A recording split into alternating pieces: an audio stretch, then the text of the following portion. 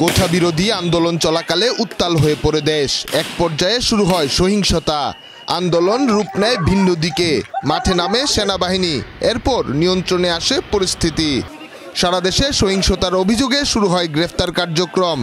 এরই মধ্যে গতকাল রাজধানীর একটি বেসরকারি হাসপাতাল থেকে বৈষম্য বিরোধী ছাত্র আন্দোলনের ৩ সমন্বয়কে নেওয়া হয় ডিবি হেফাজতে।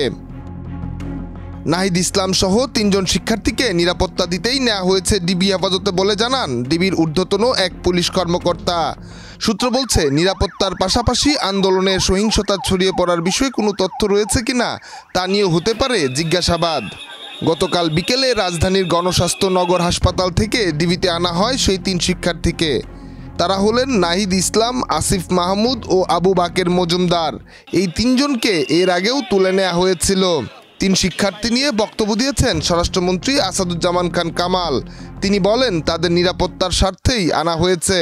তাদের কেউ কেউ হুমকি দিচ্ছে, কারা দিচ্ছে সেটি জেনেই ব্যবস্থা নেওয়া হবে।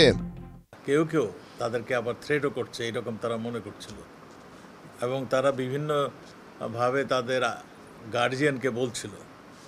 তো সেই জন্যই আমরা মনে করি তাদের সিকিউরিটির জন্যই মানে তাদেরকে এটা আনে জিজ্ঞাসাবাদ দরকার যে কারা তোমাকে থ্রেট দিচ্ছে। ডেস্ক রিপোর্ট, দেশ রূপান্তর।